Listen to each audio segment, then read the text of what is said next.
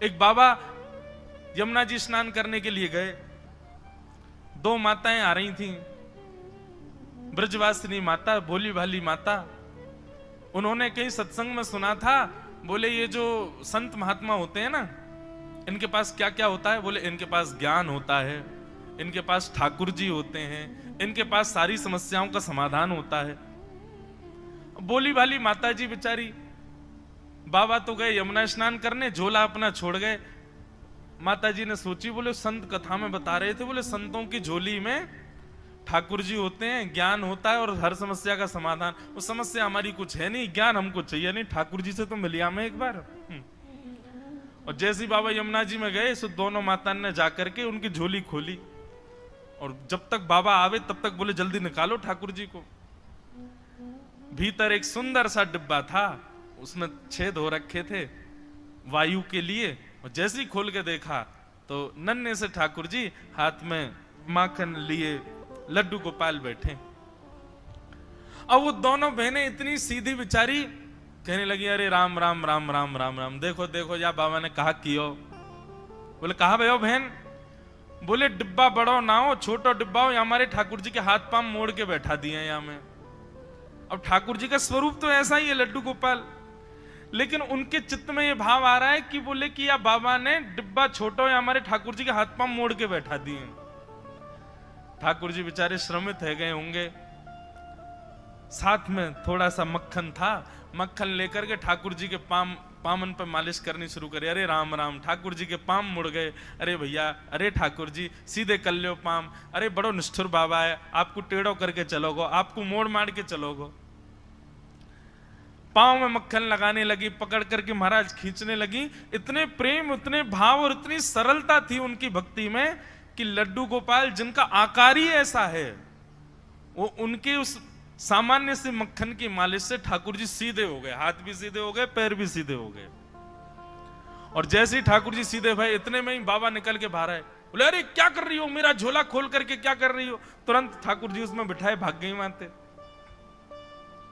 बोले बाबा तू बड़ा निष्ठुर है, तेने ठाकुर जी टेढ़े कर दिए, ठाकुर जी के हाथ पांव मोड़ दिए।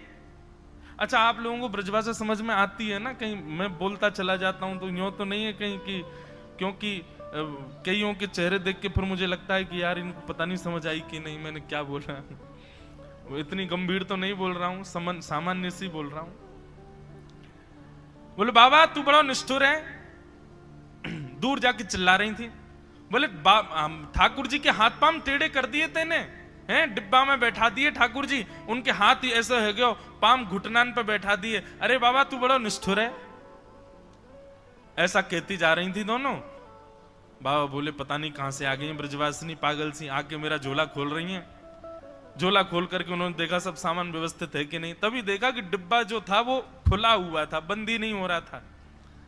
बाबा ने ऊपर से डिब्बा बंद किया तो बंद नहीं हो, कुछ अड़े। जैसे ही बाबा ने डिब्बा का ढक्कन हटा के देखा तो उनके लड्डू गोपाल, जिनकी वो कम से कम 35 वर्षों से सेवा कर रहे थे, वो सीधे खड़े हुए, दोनों हाथ और दोनों पैर उनके सीधे हो गए।